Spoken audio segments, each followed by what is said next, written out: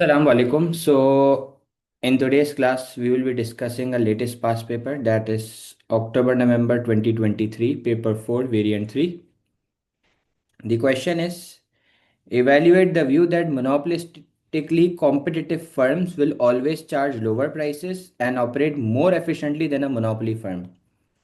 Question कह रहा है explain the view that monopolistically competitive firms will always charge lower price and operate more efficiently than a monopoly firm. 20 mark का question है। तो पहले तो फॉर्मेट बता दें। 20 मार्क का क्वेश्चन के अंदर AO1 and AO2 knowledge and analysis इसके आपको 14 मार्क्स मिलेंगे और जो एवेल्यूएशन है उसके आपको मिल जाएंगे 6 मार्क्स। ठीक है। ओके, अब अगर हम लोग इस सवाल की एमएस बना लें, डिटेल्ड एमएस बना लें, तो हम इस सवाल में हमें बेसिकली ये बताना है। सवाल ये कहना चाह रहा है कि मोनोपोलिस्टिक कंपटीशन में फर्म कम प्राइस चार्ज करती हैं और एफिशिएंट होती हैं, जबकि एक मोनोपोली ज़्यादा प्राइस चार्ज करती है और इनएफिशिएंट होती है। सवाल बेसिकली ये कहना चाह रहा है। तो जो एफिशिएंसी वाली बात है ना, उसको हम इवैल्यूएशन में यूज़ कर लेंगे। ठीक है, सही है। और हम ये बात प्रूफ करेंगे कि मोनोपोलिस्टिक कंपटीशन के अंदर yes, firm lower price charge करती है और एफिशिएंट होती है, क्योंकि कंपटीशन ज़्यादा होता है। Firms try to be efficient, but in a monopoly it's a single firm और वो इनएफिशिएंट होती है और ज़्यादा प्राइस भी चार्ज करती है because it's a price maker. सही है। अभी मैं डिटेल्ड मार्किंग स्कीम बनाऊंगा तो everything will be crystal clear to you guys. ठीक है। Okay, let's start. सबसे पहला काम मुझे ये करना होगा that I will define efficiency. ठीक है। The what is efficiency? Question is efficiency is, first we will define efficiency. What is efficiency? Efficiency is less wastage of resources. ठीक है। एफिशिएंसी होती है less wastage of resources. Efficiency कब achieve होती है? When there is optimum allocation of resources. ठीक है। Efficiency achieve होती है when there is optimum allocation of resources. अच्छा, इसके बाद आपको दो एफिशिएंसी बतानी पड़ेगी। एक होती है प्रोडक्टिव एफिशिएंसी, और प्रोडक्टिव एफिशिएंसी क्या होती है? जब आपकी एवरेज कॉस्ट अपने मिनिमम पर होगी। ठीक है, सही। और दूसरी एफिशिएंसी जो आप बताओगे उसका नाम है एलोकेटिव एफिशिएंसी। और सर, एलोकेटिव एफिशिएंसी क्या होती है? जब मार्जिनल कॉस्ट और प्राइस इक्वल हो, या फिर MSC is equal to MSB. इसका मतलब है socially optimum level of output हो। ठीक है, सेट है। इसके बाद आप डिफाइन करोगे, इसके बाद you will define monopolistic competition. ठीक है। अच्छा, अब अगर हम बात करें मोनोपोलिस्टिक कंपटीशन के बारे में, तो आप इसको मोनोपोलिस्टिक कंपटीशन के अंदर क्या बताएंगे सर? आप इसको बताएंगे that in monopolistic competition there are 20 to 30 medium sized firms. ठीक है, आप इसको बताएंगे 20 to 30 मीडियम साइज फर्म्स हैं, सब्स्टिट्यूट ज़्यादा है। ठीक है, सब्स्टिट्यूट ज़्यादा है इसलिए डिमांड इलास्टिक है।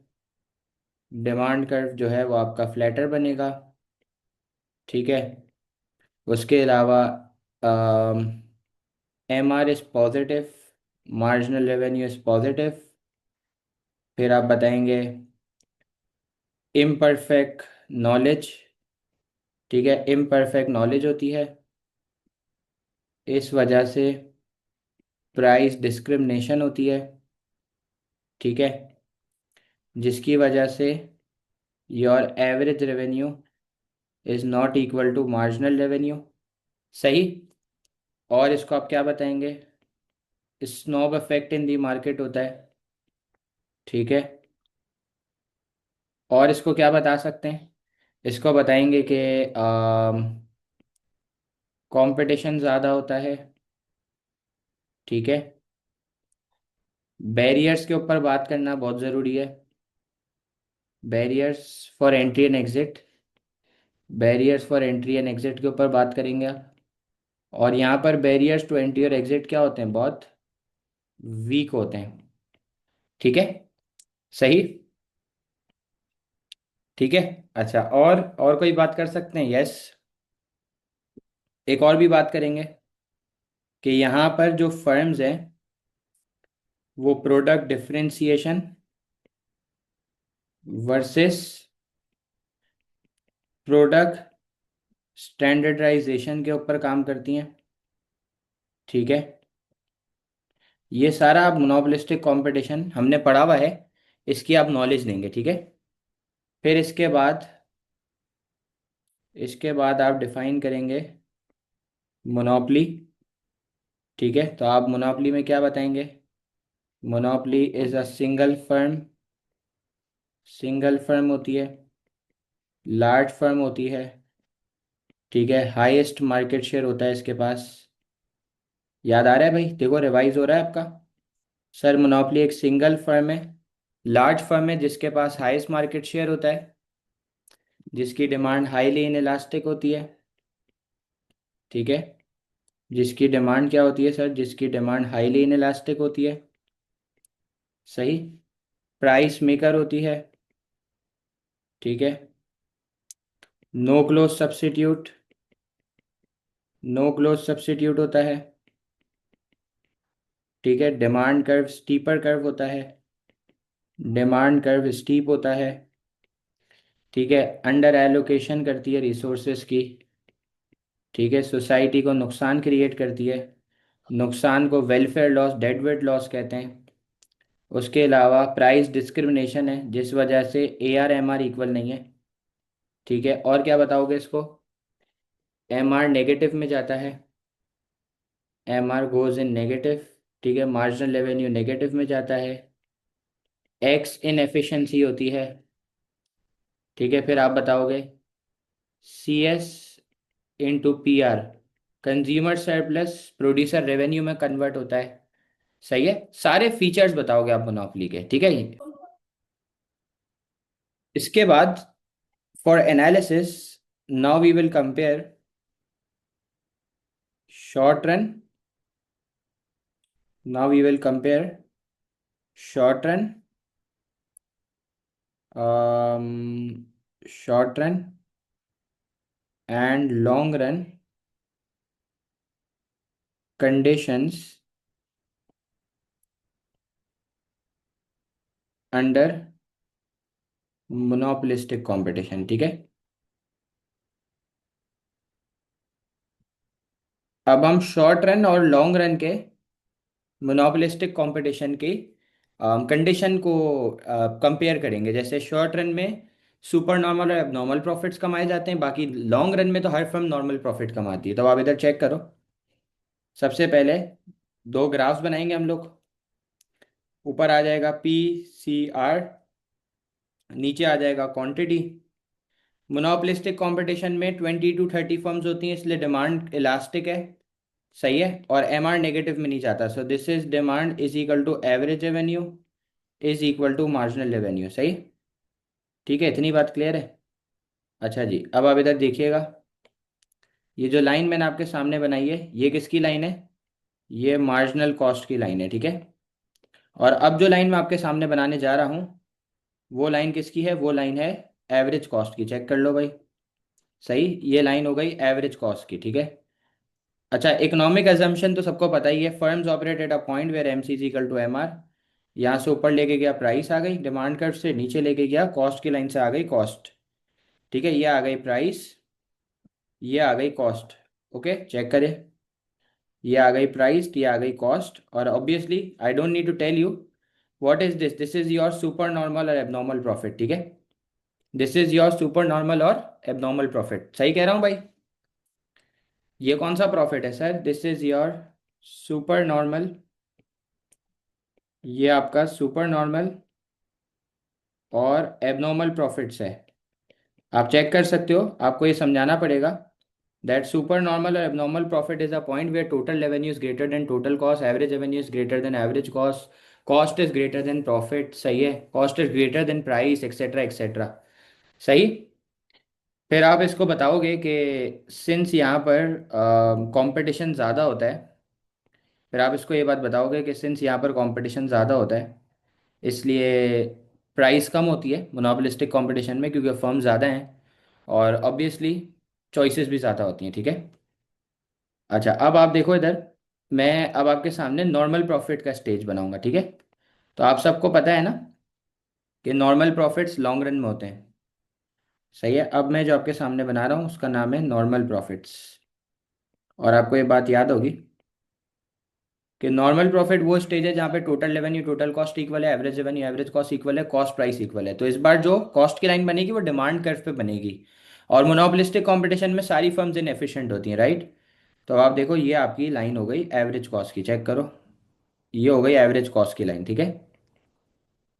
वही economic assumption, firms operate at a point where M C is equal to M R, जहाँ डिमांड कर्व पे टच होगा वहाँ से आ जाएगी प्राइस, जहाँ नीचे लेके जाऊंगा जहाँ कॉस्ट की लाइन से टच होगी वहाँ से आएगी कॉस्ट, ठीक है।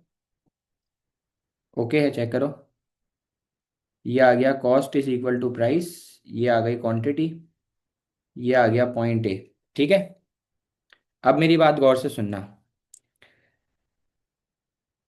फर्म जो है ना, फर्म जो है वो इस बी वाले पॉइंट पर प्रोडक्ट एलोकेटिवली एफिशिएंट होती, फर्म इस बी वाले पॉइंट पर प्रोडक्टिवली एफिशिएंट होती, राइट।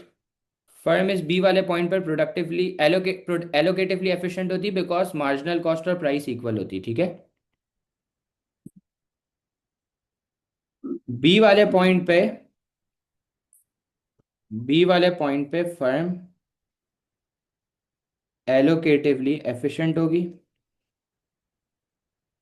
बी वाले पॉइंट पे फर्म एलोकेटिवली एफिशिएंट होगी, और सी वाले पॉइंट पर फर्म प्रोडक्टिवली एफिशिएंट होती, ठीक है। इसका मतलब है, मैं कह रहा हूं होती है नहीं होती। तो मुझे एक बात बताओ, इस ए वाले पॉइंट पर the firm is neither allocatively efficient nor productively efficient, ठीक है।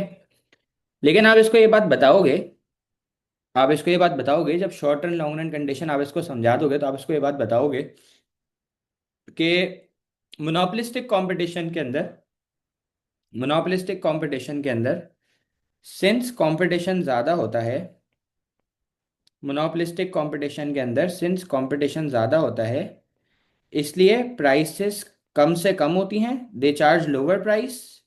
और जब प्राइस कम होगी तो क्वांटिटी डिमांड बढ़ेगी, ऑब्वियसली आउटपुट बढ़ेगा। और दूसरा फायदा ये होता है कि चॉइसेस भी बढ़ती हैं, and you will also write that they try to be efficient, ठीक है, they try to be efficient because of higher competition, increasing competition की वजह से वो एफिशिएंट भी होती हैं, ठीक है। They try to be efficient, वो एफिशिएंट होने का ट्राई भी करती हैं, सही। ओके है, ठीक है guys, they try to be efficient as well. Okay, अब हम जाते हैं मोनोपोली की तरफ।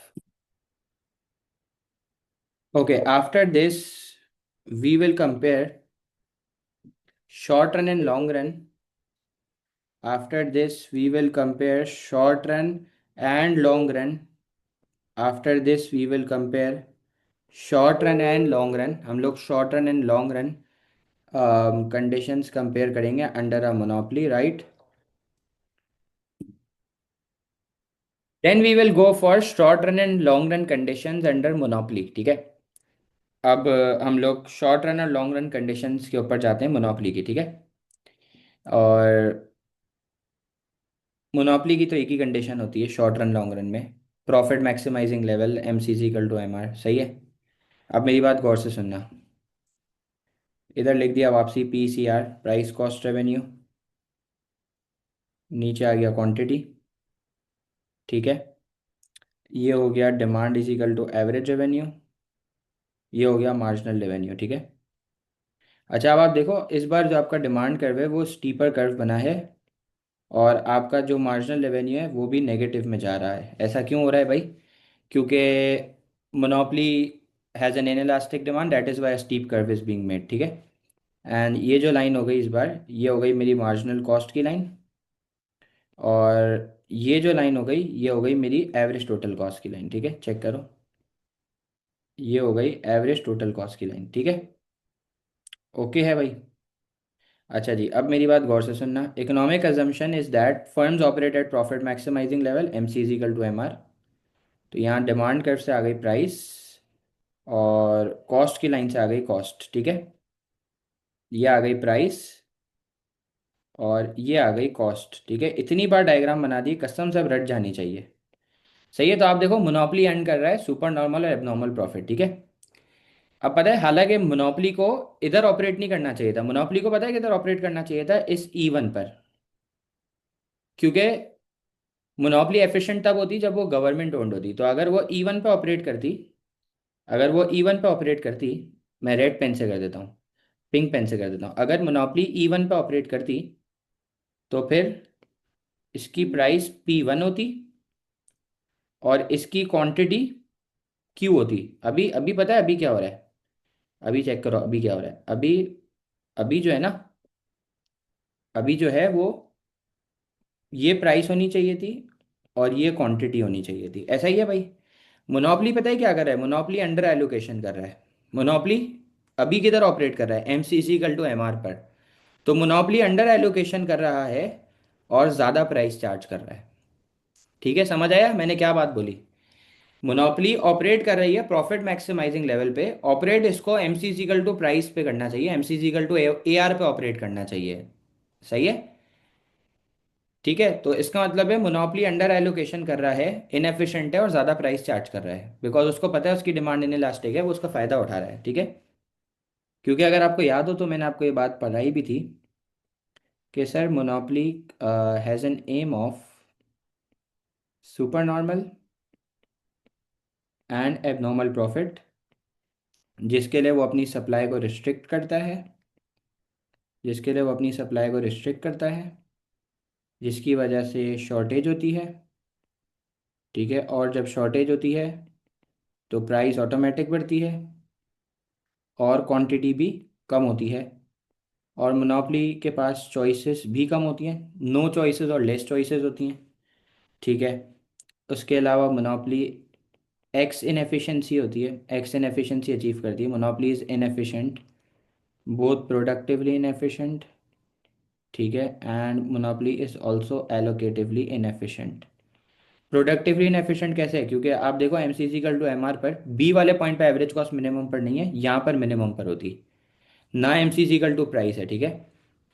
तो प्रोडक्टिवली भी इनएफिशिएंट है क्योंकि एवरेज टोटल कॉस्ट मिनिमम पर नहीं है, और M C equal to price भी नहीं है, और वो रिसोर्सेज की क्या कर रहा है, वो रिसोर्सेज की कर रहा है अंडर एलोकेशन, ठीक है। तो आप इसको ये बात बताओगे कि हाँ ये बात सच है, as compare to a monopolistically competitive firm, monopoly एक ज़्यादा प्राइस भी चार्ज करती है, मोनोपोली के पास चॉइसेस भी कम होती है, मोनोपोली सप्लाई भी कम करती है, मोनोपोली इनएफिशिएंट भी होती है, ठीक है। ये सारी बात आप इसको समझाओगे।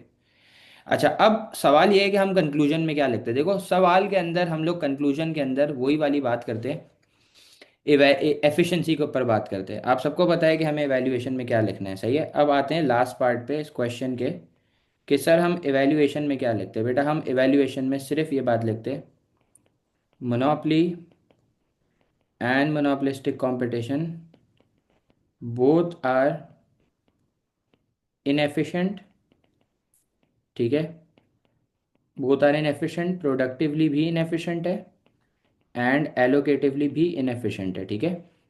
सही है, why, because they are a part of imperfect market structure, ठीक है। There is imperfect knowledge and there is existence of price discrimination, ठीक है।